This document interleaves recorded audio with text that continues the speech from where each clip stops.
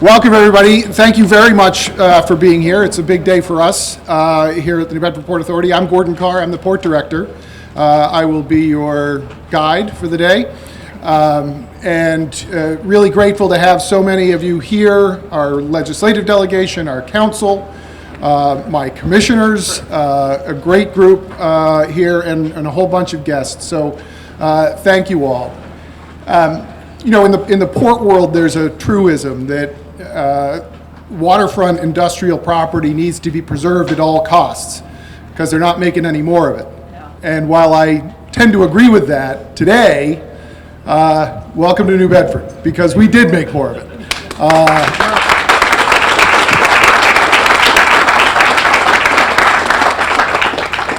I'm going to walk you through a little bit of what it is and how it came to pass, and you will learn the complexity that went in to this really important project. So it really was three components. The first began with the EPA dewatering facility that you see, the warehouse over to your right, that was turned over by the EPA to the Port Authority, I believe in 2018, if I'm going to go with that. And then followed very quickly by a MARAD build grant that funded the project, followed by a Mass Clean Energy Center that expanded the project. There's a whole bunch of interrelated funding that I'll get to. What it led to is a total of 961 linear feet of brand new bulkhead dredged to 23 feet. It is all in 10.5 acres and has direct rail and roadway access. I'm going to run down the people who physically made it happen. My friends from FOTH, Susan Nilsson and Patrick Resendiz, our engineering consultants that made it happen. Mark White, where's Mark? From DW White. Thank you very much. The contractors, Coastal Marine, laborers Local 385, operators Local 4, and pile drivers Local 56.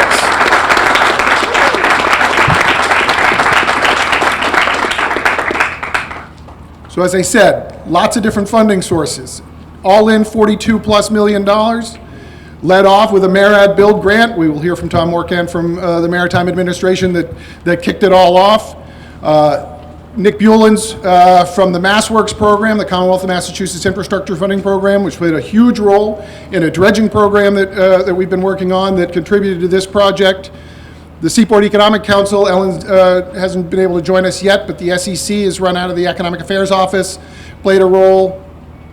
Bruce Carlisle from the Mass Clean Energy Center, as I said, in 2022, a large grant that allowed us to extend North Terminal to the full 961 feet. The Mass CEC has been a great partner of ours throughout the port and the city. And then the City of New Bedford and the Port Authority all rolled up into a $42+ million project. It also underscores the importance of what is known as the SER process, the State Enhanced Remedy permitting process that is tied to the Superfund cleanup, which we will get to in a moment. Millie is here from DEP, as is Paul Craffey, who's managing the State Enhanced Remedy process that allows an expedited permitting. We would still be permitting this project probably if we had to do it conventionally, right? And that is a result of it's the lemonade out of lemons of the Superfund project, the Superfund cleanup in the site.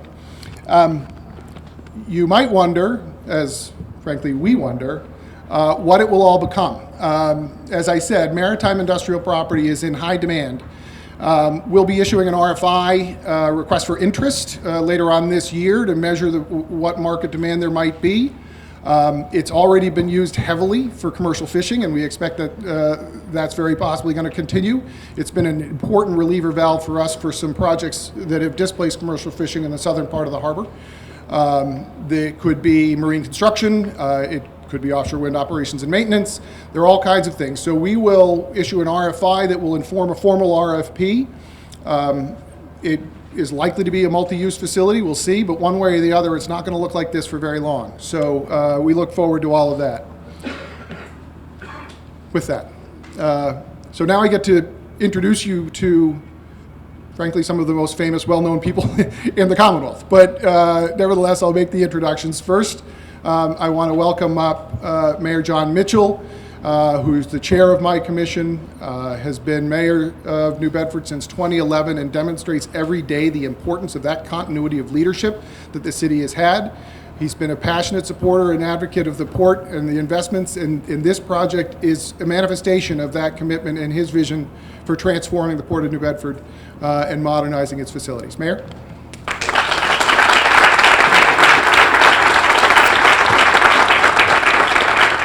All right, thanks everybody. Welcome to the Port of New Bedford, everyone. Not all together. Aren't you happy in the Port of New Bedford? Thank you, Gus, behind the camera. All right. So this is I really want to underscore at the risk of redundancy just how complex this is, because it isn't evident. This is just a big flat piece of land next to the water. How complex could that possibly have been to build? Well, this is, I don't know, 7 years, 8 years in the making. I mean, when we got the Build Act or the Build Grant back in 2018, that had been our third try on that grant. So we had already started in on this work 2 or 3 years before. And so why is it so complex? Well, it's expensive to begin with. So there's financial complexity, and then there's a whole lot of legal complexity, and there's a whole lot of engineering complexity. So New Bedford, as folks know, I think folks know, has the dubious distinction of being America's first marine Superfund site. Not something that we're proud of, but there is a silver lining to it, as Gordon noted, and that is this little-known provision in CERCLA of the federal Superfund law, affectionately referred to as the state enhanced remedy, which allows for essentially expedited permitting, or really no permitting at all, to build port facilities. So Gordon is right. This would have been 5 years of permitting before we could start building. We'd still be in permitting right now.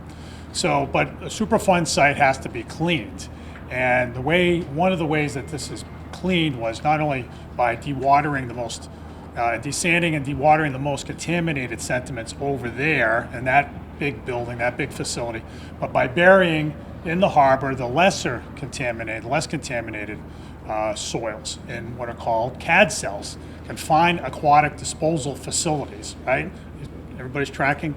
So we looked at this facility and we said, okay, well, what could we possibly get in the way of federal funds to build this, right? This is an expensive facility. The grants are only so much. Well, we said, all right, we'll apply for the grant, $15 million or so we think we can get, but then we got to pay for the rest. So how do we pay for the rest? Well, we went out and got free dirt. Well, where does the free dirt come from? It comes from the bottom of those CAD cells. So we dug out the CAD cells and put the clean dirt in here, and that saved somewhere between $5 and $6 million. And then we were able to cobble together some state funding. And we have some leftover dirt. You see that big pile there? That's about $3 million worth of dirt that is going to go in the next big project, which is Leonard's Wharf. So this is all of a triple bank shot of a project. And when you pull off something this complex, there's lots of people to thank. And Gordon hit on a number of them. He'll cite some more folks still. There are a number of people that I really want to cite at the risk of not doing justice to everybody's contributions. We're really grateful for the support, for starters, of our federal delegation. Senator Warren, Senator Markey, Congressman Keating have been huge supporters of our efforts to modernize the Port of New Bedford. In this particular case, we really appreciate Senator Markey's history lesson you offered up to then Secretary Elaine Chao, you might remember, right? Reaching across the political divide. This was way back in 2018. We put together a really strong grant application, but that's not enough. There are lots of strong applications all around the country, and there is a political element to those decisions ultimately when they get up to the Secretary's office. And so that's where Senator Markey weighed in directly with Secretary Chow, and so that made it happen. I remember where I was when I got the phone call. I was with some other mayors, and they were wondering why are you so giddy? Well, I just got a $15 million grant. And that was Senator Markey calling. So, Senator, I really want to thank you. I know it's of course. Yeah, but what I'm saying is, we appreciate that call that you put in. At the state level, there's a whole lot of work done in over 2 gubernatorial administrations, the Baker-Polito administration, as well as the Healy-Driscoll administration, to do a whole lot of dredging as part of this project, and to fill this with clean dirt and to do a number of other things to make it happen. So I want to thank both governors, both lieutenant governors, for those efforts, as well as the entire one-stop team at the state level. Thank you for all that. I also want to thank the Mass CEC for their major contribution to all this. There's a whole lot of ARPA funds that went in, which courtesy of our federal delegation, for sure, and for the CEC, Bruce Carlisle's here, who's a fantastic partner. They made a terminal that would have stopped right about there to stopping over there, and that makes us all the more competitive. And what that allowed us to do, by the way, and forgive me for offering up still more details, but it allowed us a second entryway into this facility, which matters a whole lot. At the local level, again, Gordon and his leadership, at Washburn before him as port director, have really pushed these along. I do want to note one person's particular contribution, and there are lots of them, Michelle Paul and so many others, but Caesar Duar. Where's Caesar? It's way back. Way in back, eager to take credit. Yes, he's back there, and he is the port engineer, and he was the guy who put pencil to paper and figured all this stuff out. There is millions of dollars of steel under this dirt that will enable this facility to stand for the next 100 years, and it has to be done just so. And he made it happen. He worked through some pretty thorny engineering problems so that this thing could be lasting. And so for that, I really appreciate his work.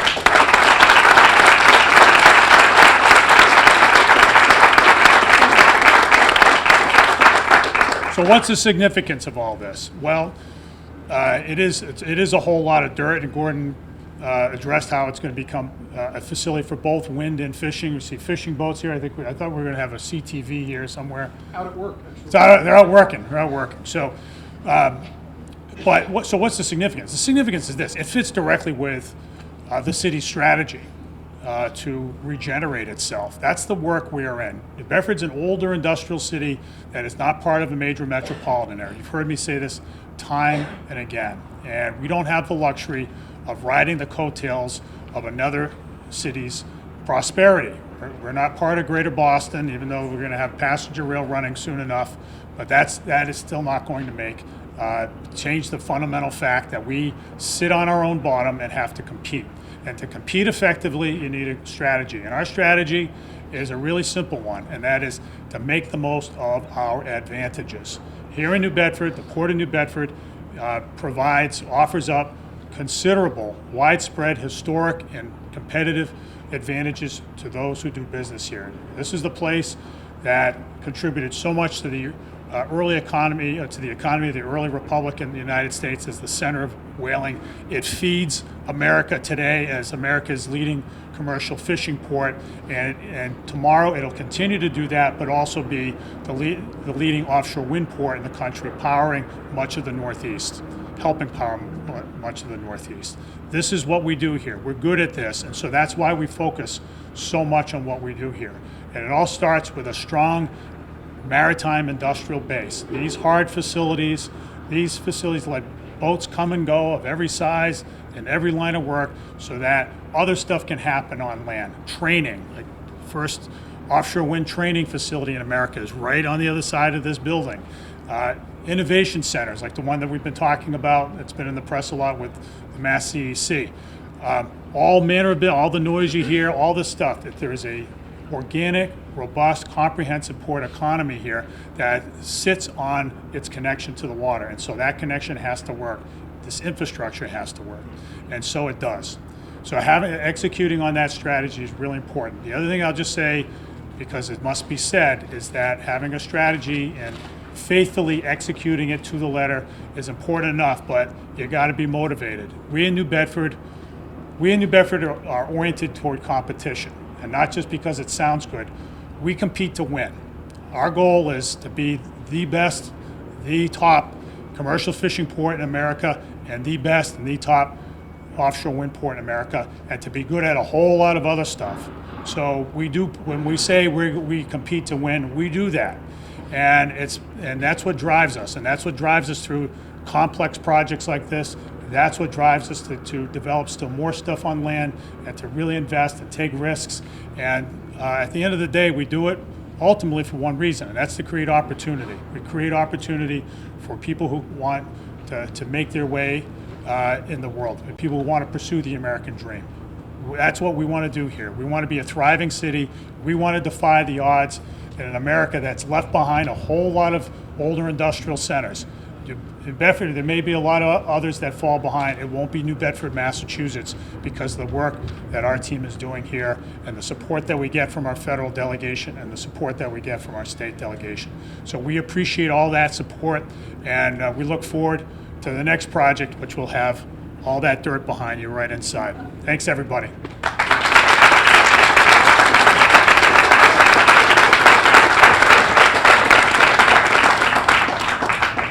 Thank you, Mayor. Yeah, as most of you probably know, I started with the Port Authority about 2 years ago, so I can claim no credit at all for this project. But imagine me trying to understand the layers of both the funding and the project. It was, to date myself, Claire Danes in Homeland with a string and yarn all over the wall, trying to figure out how it all worked. And the team at the Port Authority is exceptional in making all that happen. So, and it all does start with our federal delegation and our leadership. And I want to welcome up Senator Elizabeth Warren, who's been our senator since 2012. Do I have that right?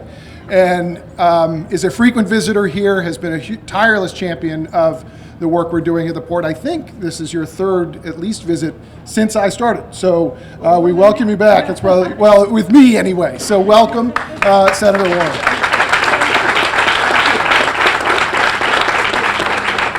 Good morning, New Bedford. This is a great day to celebrate, and that's what I'm here to do. I'm just here to celebrate the $15 million that the feds brought to this project. I'm also here to celebrate partnership, because this project is a demonstration of how partnership works at its best.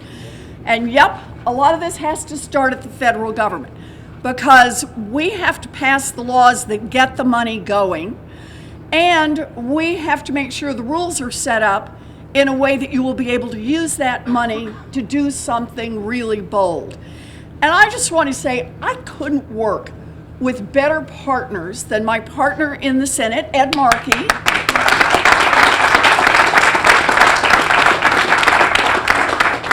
my partner in the House, Bill Keating, and my partner over at the EPA, David Cash, doing a great job. I think of the three of us who go to Washington together as kind of a flying wedge. We're in there when legislation and budgets are on the table, and we are the people who really are the nerds in the room. We roll up our sleeves, watch the numbers, so that we know there's going to be real money to get the projects done. And then, once those laws pass, we do not relax. We are on the phone. We are in the meetings, we catch people in the hallways, because by golly, if these trees are going to bear fruit from the federal government, then we intend to pick as much of it as possible and bring it right back to Massachusetts. That's our job. Great partnership. And it also means I want to shout out our partners in state government, because you can't do this from the federal level alone. And the Maura Healey administration, Kim Driscoll administration, they have been fabulous partners. When we would say, hey, this is what the federal government asks for, you're a little off, in how you're putting your application in. It's what do we have to do to get it aligned, because we want to maximize the dollars that are coming back to Massachusetts to use in projects like this. So I want to give just a double shout out to Maura and to Kim.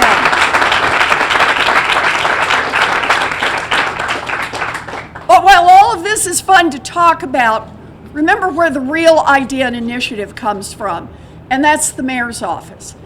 It is truly the case that the federal government doesn't initiate these projects. The state government doesn't initiate them. It's the people here in New Bedford who are led by the mayor. Someone has to have the vision, because these projects are years and years and years long. Layers and layers of funding, tons and tons of regs. It takes somebody who has the vision for what this city will look like, not just next year, not just the next time an election comes up, but what this city will look like 10 years out, 20 years out, 50 years out, 100 years out. What kind of infrastructure we're building and who it will attract and what it will mean for the people of New Bedford. And for that, I have to pay an extraordinary thank you to your mayor and to all the people in New Bedford who have helped him. You've done a wonderful job. Wonderful job on this job. So, for me, that's it, because I see this as a moment. We have just passed a giant infrastructure bill. It's been 3 years now, but the way the federal government works, we're just coming into the slope on getting that money and starting to really put it to work here in Massachusetts. And with any luck at all, we pass another big infrastructure bill after this and another one after that.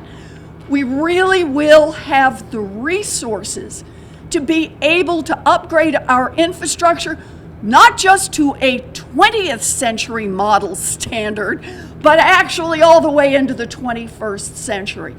We do it right. We insist on union labor as we do it because we want it done right. We do that going forward. We build an America of real opportunity, an America of innovation, an America of growth. So I celebrate this because we are now a proof point in what it means to harness government and put it on the side of people and building a future for our kids and our grandkids. So thank you all. Thank you, Mr. Mayor.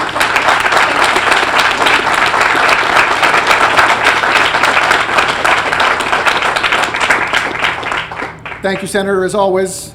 And as soon as you have that infrastructure bill, we have the projects. So we'll be right there. I was counting on it. Stand by. Now I'd like to welcome up Senator Warren's colleague, Senator Ed Markey, who has been a career agitator for action on climate change and on renewable energy, and has been a tireless supporter of the Port of New Bedford and the city. It's great to welcome you back, Senator Markey. Thank you. So welcome to everyone, and again, I'm joined by my great partner, Senator Elizabeth Warren, by Bill Keating, and what we do down in Washington, the three of us, is we just meet to say, what can we do for New Bedford? Okay, what's the plan? What else can we do? And so that's our assignment, you know, to ensure that New Bedford gets more than its fair share of federal funding. And that's what we're celebrating today, Mr. Mayor, you know, with your planning, with your great leadership. I'm going to start with just the numbers. If you want to just hear the numbers, you'll hear the rest of them, the numbers repeated. But here's what we're celebrating today. We're celebrating $15 million in a Department of Transportation build grants, $72 million in an EPA Superfund site funding for New Bedford Harbor. We're celebrating $24 million from MARAD, the Marine Agency for the federal government, for Leonard's Wharf. we're celebrating $3.9 million for 10 electric school buses for the New Bedford school system, and $4 million in congressionally directed spending for New Bedford and Fairhaven Harbor for the U.S. Army Corps of Engineers to dredge and repair damaged areas for this entire area. The total is $118 million, and what Senator Warren and I, we talk about on the Senate floor is that a vision without funding is an hallucination. You got to have the funding. You got to get it here so that then the work can be done. And that's why it is so great to be here with all of the leaders who are joining us. David Cash and Tom Morgan, thank you so much, along with I see Representative Chris Hendricks. I see Representative Tony Cabral sitting right in front of me. Thank you, Tony, for coming here today. I know city councilors have joined us here today. We thank you for that. You, Mr. Mayor, Gordon Carr, and everyone who is a part of this project. We are here to celebrate the way in which we invest in our ports in this whaling city. When Melville wrote Moby Dick, by the light of a whale oil lamp, the city was the energy capital of the world, as New Bedford Harbor launched whaling ships that brought home the oil. And then, as we rolled into the 20th century, New Bedford became a national leader in the production of textiles. And now, in the 21st century, New Bedford leads our nation yet again as the most profitable fishing port and the staging ground for Vineyard Wind 1, which will be the largest commercial scale offshore wind project in the United States at its completion.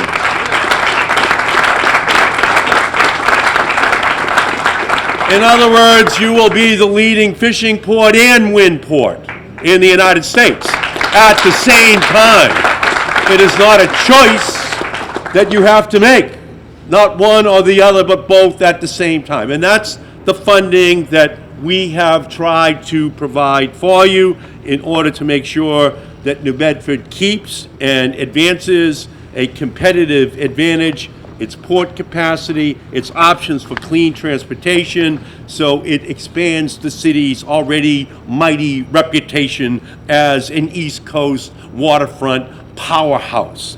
And as we know, New Bedford is only going to keep going for a safer, healthier port, for new clean offshore energy jobs, and for a fishing industry that keeps our city, our state, at the cutting edge. That's what you're all about, and that's why we're going to continue as a federal delegation to help you, because that's going to ensure that we keep families fed here in New Bedford, that the waterfront is working, because ultimately it's all about those jobs, it's all about those families. The project is also going to enhance the cleanup of the harbor, which is the first marine Superfund site in the history of the United States of America. The first. Cleaning up this harbor is going to be at the core of what we are demonstrating that we can do. Good paying jobs, good paying union jobs, which are at the core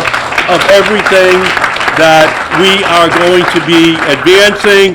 $24 million for the MARAD Port Infrastructure Development Program. Not only will the new section of the wharf be built upon the pile of dredged materials we saw when walking into the tent, but the added 2 feet of elevation will ensure the wharf is climate resilient and ready for the impacts of sea level rise. You can see on your TV screens what is about to hit Florida. What we're doing with this funding is building higher in order to protect against that inevitable day, unfortunately, when that kind of a storm hits New Bedford. But we need to be prepared. We need to have the resources here that can build higher. as well as longer, but higher as well, to protect against that inevitable day, which is why Senator Warren and I and Congressman Keating are going to fight to keep that IRA money on the books, which is going to disproportionately benefit the New Bedford region. That another way of calling the IRA is the largest climate bill in the history of the world. And that funding has New Bedford's name on almost every page in terms of the wind technologies, the other technologies, and the resilience that we're going to have to build into what we're doing. And that project that we have off the coastline, 800 megawatts, is going to replace the Pilgrim nuclear power plant in terms of the electricity, which it is providing. That's how big it is.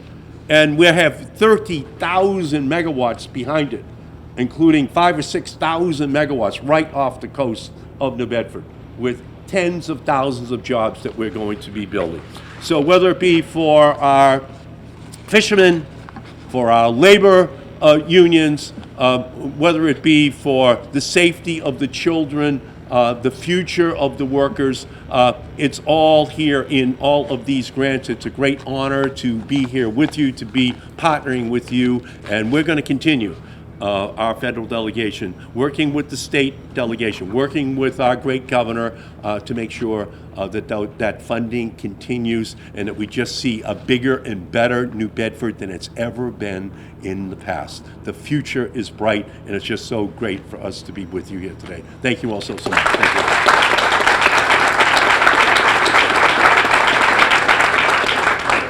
Thank you, Senator, as always. I'd like to welcome up Congressman Bill Keating, representing the 9th Congressional District in the People's House, as Madison called it, I think, and has been doing so since 2010, and has been a great partner on the House side. So welcome, Congressman. Thank you so much. And thank you. It's so great to be with my partner, Senator Warren, Senator Markey, my legislative colleagues, some of whom I even served with in the legislature that are here, city councilors, and everyone that's here. You know, it's interesting, once in a while you get in the situation I'm in now, where everyone that you wanted to recognize and introduce has already been introduced. Everyone that you wanted to thank has already been thanked. Every statistic you wanted to tell about the project has already been told. All the money that's involved in this has already been shared with you. So I'm here. And I'm reminded now, there was a famous actress, this is a generational thing, by the name of Elizabeth Taylor. And Elizabeth Taylor, one of the things she was known for was she was married 7 times. So sometimes you find yourself in the situation of Elizabeth Taylor's 7th husband on the wedding night. You see, you're there, and there's nothing you're going to tell her that she already doesn't know, but you'll try and make it interesting. So along those lines, I'll try and make this interesting by just giving an interesting perspective here. I'm in trouble when I'm home at night with that metaphor, I'm sure. But in any case, this is a great opportunity, I think, and I can't think really a more sterling example. You know those people that say, well, you know, the private sector can do things better than the government can do. And I can say in this instance with 100% certainty, that's just not true. The private sector, if they were tasked with this achievement that we're celebrating here today, would fail because it wouldn't even try. No one in the private sector would have taken the risk of putting together such a complicated project and saying, I'm going to undertake it. And if they felt that way, they never would have found people that would have invested in such a complicated project as this, where there were so many uncertainties down the road. Government is here to do those tasks that no other entity can do. And that's what this project really demonstrates better than a lot of other things I've seen since I've been in government. Because the private side never could have done this, even if they tried to undertake it. And even, it teaches you a different lesson too, that one government entity by itself cannot do things that collectively they can do together. And that's what this demonstrates as well. The local government could not have done this by themselves. The state government, the Commonwealth of Massachusetts, could not have done this by themselves. The federal government could not have done this by themselves. And as I said, the private sector couldn't have done this by themselves. We did this collectively, and it was difficult. I just went through getting a temporary dock in front of my house. You should see the regulations at all levels of government that took, and how long it took, and how much it cost. That's another issue. So look at this, and look at the complicated infrastructure, steel in the ground, clean soil, all the environmental issues that have to be dealt with, all the engineering issues all the funding issues that had to be dealt with, everyone you had to put together, and this is a success. And besides the demonstration of working together as a government being the only way this could be done, it also took some vision. And in 2011 with the mayor, and talking about this, talking about moving forward, beginning the discussions with all the other aspects of government, saying, this is an idea I had. It could have been a little bit like, I think his name was, the fictional name, Ray Kurzella in Field of Dreams, when he started plowing down his cornfield to build a baseball park, and only he could see the park and the players there, no one else could see it. But when he built it, they came. And that's the other side of this. This is going to be a success, because now that this is at this stage, and the RFIs and the RFPs are going out, we're going to see the people bidding on this, and we will see the success of that vision long ago that people didn't think could happen being implemented in a way that the private sector never could, all working together to create this enormous hub. And it is a hub. 10.5 acres if you include the former EPA site there. And being able safely, that's another thing, for the people that work here. It's important to have this space so that the cranes can be moved safely. We've all seen those tragedies. So the trucks and assets can be moved around safely. Having a storage place for the trucks too. All these things are in place. And this will be the success that was envisioned over a decade ago. And so I'm here just showing, I think, trying to make it interesting. I'm here just telling you, when they say government can't work, when they say someone's vision is unrealistic, when they say that government can't work together, talk about this hub. And here on Herman Melville Boulevard, where you have the great metaphor from the city of the great fishing industry in the part of the whaling industry also being the energy source, this will be a metaphor of that as well. A place where the fishing industry will prosper and grow, a place where our energy concerns will be met in the future, and a lot of other businesses. And it's right here in New Bedford, couldn't have happened in anywhere else. The vision was here. The circumstances came together with a lot of hard work, and we have the future of rail right next door to even supplement that as well. So this is really an example. I hope everyone remembers it when you're in those conversations with people, not the conversations about what to do on your wedding night, but the conversations about government not being able to work.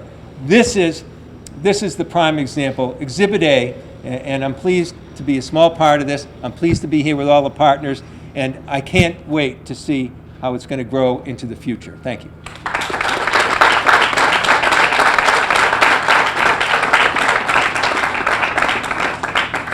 Thank you very much, Congressman. I'd like to welcome up a man who's become a great friend of mine since I started. Tom Morkan is the director of the Northeast Gateway Office for the U.S. Maritime Administration. MARAD, as we've said a couple of times, was the original funder for the North Terminal project, and thanks to the Port Infrastructure Development Program grant we received last November, will fund the Leonard's Wharf project, much of which is piled up behind you, starting in January. Tom covers all of New England and the Canadian Maritimes. He's on the road a lot, but he finds his way to New Bedford quite often. I'm pleased to welcome Tom Morkan.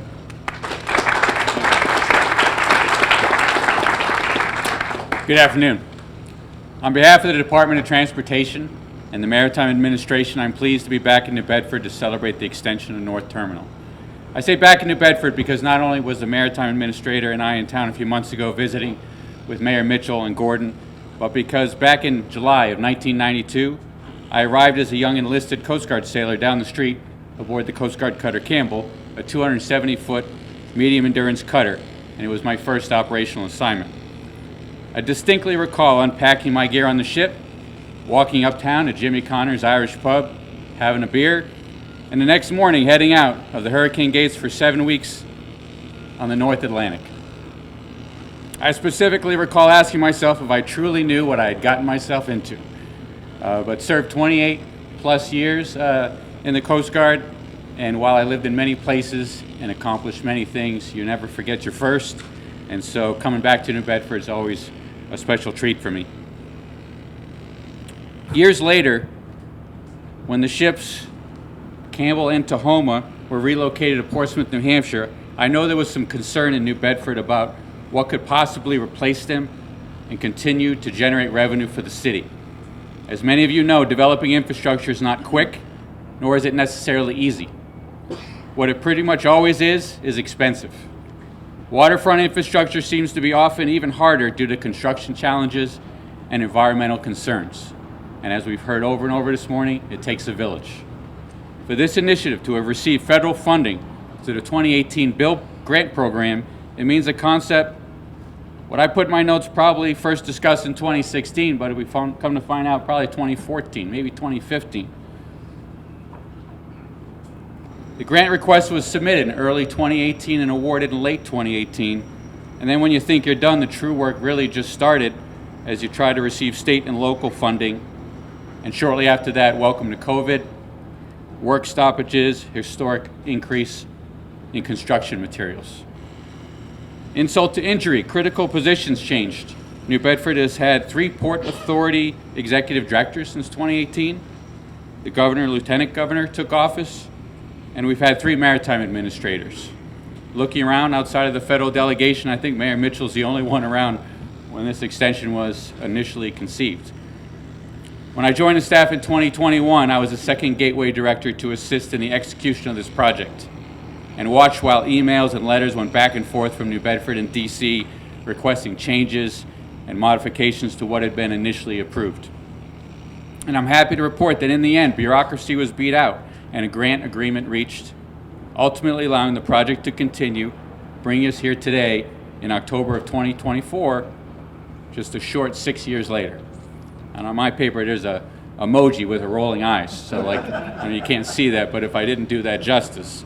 And of course, now I get it, why we celebrate groundbreakings as well, because these projects can take so long, you might not be around for your invite to the ribbon cutting. The Maritime Administration's mission and responsibility is to foster, promote, and develop the maritime industry to meet our nation's economic and security needs, both today and in the future. This is an extraordinary time at the Maritime Administration and throughout the Department of Transportation as we work to provide the American people a once-in-a-generation investment in our infrastructure as the President's bipartisan law or bill is making possible. Due to bill, Department of Transportation has and will award billions, and that's billions with a B, of dollars of funding to modernize our ports and waterways. And of course, a key component of the infrastructure we are working to build under the President's leadership is infrastructure that will enable us to address the climate crisis we face by significantly expanding our renewable energy capabilities, including offshore wind. This administration is committed to reaching 30 gigawatts of offshore wind by the year 2030. That's enough power to meet the demand of more than 10 million American homes for a year. And it would also help us avoid 78 million metric tons of CO2 emissions. Achieving this ambitious goal will trigger more than $12 billion per year in capital investment projects, create tens of thousands of good-paying union jobs, and employ more than 44,000 workers in offshore wind, while creating tens of thousands of additional jobs in communities like New Bedford, supporting the growth of the offshore wind industry.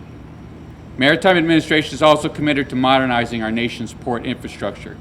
This commitment has resulted in unprecedented investment in all segments of our infrastructure, including a historic investment in our ports and intermodal terminals to enable us to move goods more quickly, bring down shipping costs, strengthen supply chain resiliency, and reduce climate impacts of port operations themselves.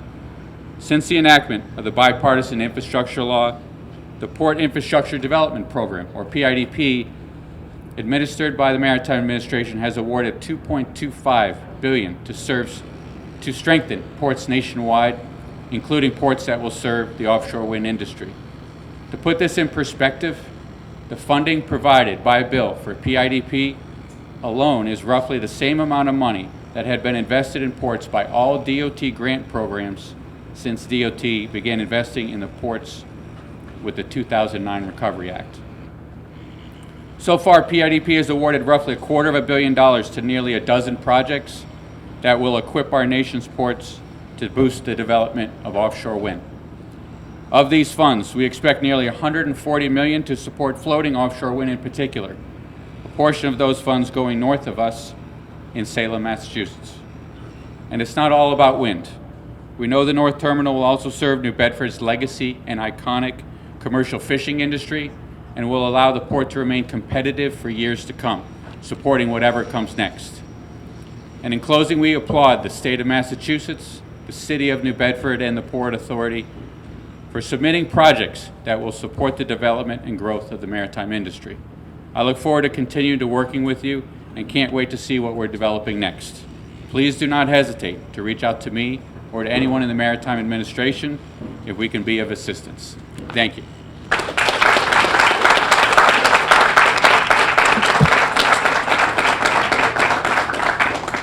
Thanks, Tom. So you heard it here first, groundbreaking, Leonard's Wharf, early 2025, so we can all be here to see that. So mark your calendars. Tom, thanks for everything. You've heard from a few different speakers today the layered relationship, I would say, we've had with EPA here in the Port of New Bedford, starting with the Superfund site, but going through the permitting, the building that we mentioned. EPA has been a terrific partner, and I'm very pleased to welcome up the EPA Region Administrator, David Cash. Dr. Cash?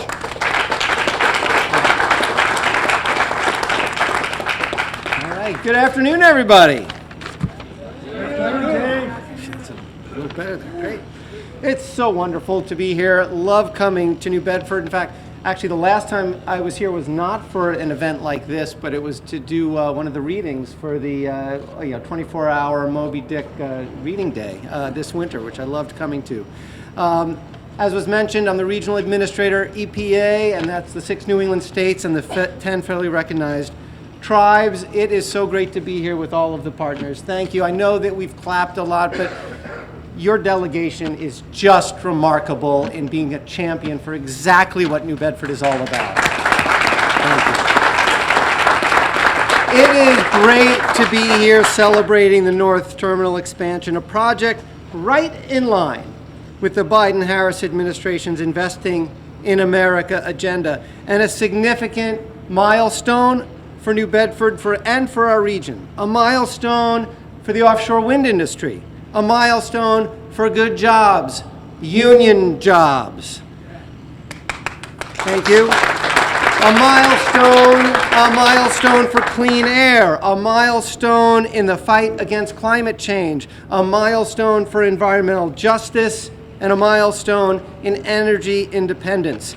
And it's particularly great for me to be here today because as many of you know, I started my government work in state government in the beginning in the Romney administration, but in the Patrick administration, I was the Assistant Secretary for Policy at the Executive Office of Energy and Environmental Affairs, and I was on the team that worked here in 2008 and 2009 with New Bedford, our federal partners, the state legislature to launch the creation of South Terminal. And when it was announced in 2012 that EPA was granting the final permit needed to move forward, let's see, the current mayor at that time, Mayor Jon Mitchell, said if we continue our steady progress like the securing of the EPA approval today, this port has the best chance anywhere in the country of becoming the birthplace of this exciting new industry on U.S. shores. You were so right. So right. And of course, EPA is proud to have played a role in laying the groundwork for this expansion. You've heard some about it through our Superfund program and the work of our environmental cleanup and restoration teams, several of whom are here. If you're from EPA, please raise your hand and get a huge round of applause. There are a couple of us here. Thank you, Alex. And the work is to create space for redevelopment and recreation. I know that hasn't been mentioned, but with the Harbor Walk, we've been very involved with that. And these spaces are not only for economically vibrancy in a city, but also safe and sustainable for the future. And we've heard about the state enhanced remedy provision under the Superfund law. Such a great example of the federal EPA and the state DEP working together. We know that was key to this progress. It's great to see Millie here, also a partner for many, many years at DEP. And with Bruce and CEC stepping forward for investments that bring us into the clean energy future. The state enhanced remedy provision allowed the Commonwealth to enhance our federal cleanup. So we removed approximately 1.3 million tons of contaminated sediments that threaten the health of the harbor and communities that depend on it. And of course, a thriving port like New Bedford Harbor is essential, supporting two critical industries, as you've heard: commercial fishing, we see the boats around us, and offshore wind. If you look into the distance, you could see the monopiles on the south terminal as well, getting ready to go out into the ocean. Both fishing and offshore wind are pillars of economic strength, not only for Massachusetts, but for the entire East Coast and the country. And investments like these make the future of New Bedford's port brighter than ever. So this project is a model, as you've heard, for how we can marry economic development with environmental stewardship and community resilience for generations to come. It's a win for the environment, a win for a just transition to a clean energy future, a win for the economy, and a win for the people who live and work here. So congratulations to everyone who played an important part of this huge achievement.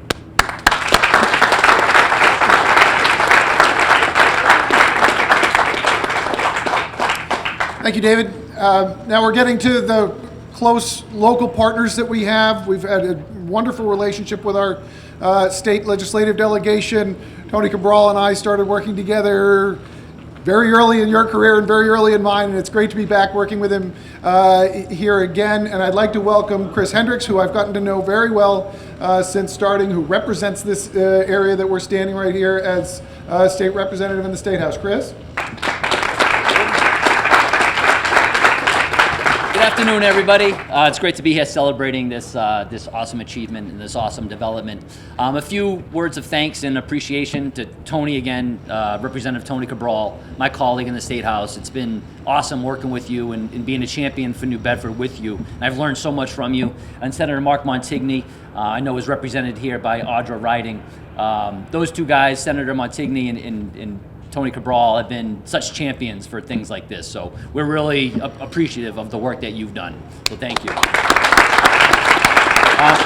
I also want to thank organized labor that's here. We have Kevin Rose from the ILA. We're really appreciative that you're here today. It means a lot. We have Jim Pimentel from the bricklayers, and we have, thank you, Jim. And we have representation also from the Pile Drivers Union and the Carpenters Union. Gentlemen, thank you for coming. It means a lot to have you down here. New Bedford, for so much time, New Bedford has, there was a time and place that New Bedford was ignored by leadership, by the administration up in Boston or the federal partners. Those days are gone. We went over the numbers of how much money is being invested in projects like this. $42 million, about $25 million of which is from state agencies, I'd like to point out, by the way. I want to give a big shout out to Mass Works and Mass CEC and Mass SEC for contributing to this project. It means a lot, and that's about $25 million worth, so it's nothing to sneeze at. New Bedford is the crown jewel, one of the crown jewels of the Commonwealth. Whether it's offshore wind, fishing, fish processing, which employs tons of people down here, whether it's development of transportation, tourism, hospitality, we are on the forefront down here of everything that's great. And it's been so awesome to be part of it with our federal delegation. Thank you so much for everything you do. I will take this time to also mention that I am the vice chair of the Federal Stimulus and Census Oversight Committee at the House, and we just passed a bill several weeks ago, which was signed by Governor Maura Healey, that would take interest money from the stabilization fund and create its own account to pursue federal grant money through the infrastructure law, through the Inflation Reduction Act, through the CHIPS Act, all those 3 federal programs. We are now well positioned because of Maura Healey signed the bill last week. We are now well positioned to pursue even more money to bring into this district and to bring to our beautiful city. So I just wanted to say thank you to all the partners involved with this project. It's really exciting. This is only my 3rd term doing this. So a lot of this work came before my time. So thank you all for everyone involved, and congratulations.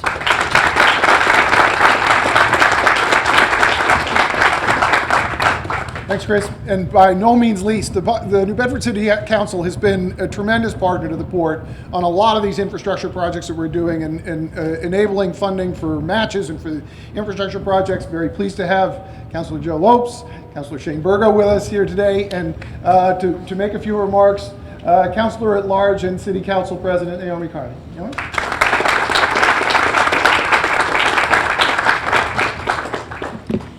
Thank you, everybody, and thank you, everybody, for coming.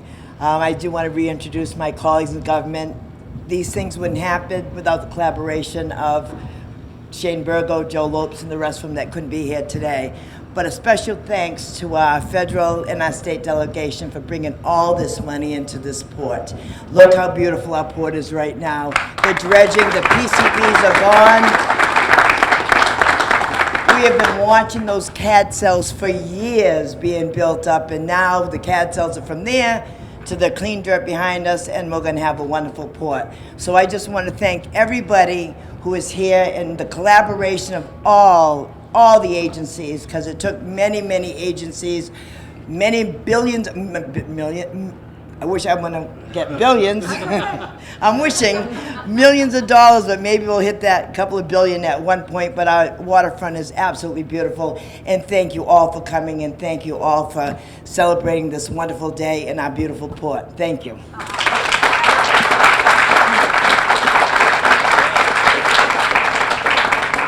Yeah, it's an interesting idea. If I can figure out how to do a ribbon cutting on the dredging project, that would be great when it's finally completed, because that's almost there, and that's been years in the making. But Councilor Carney's quite right. I mean, you're seeing all of this investment throughout the port. The private sector is following the lead of the public sector. It is responding to the investments that the federal government has made.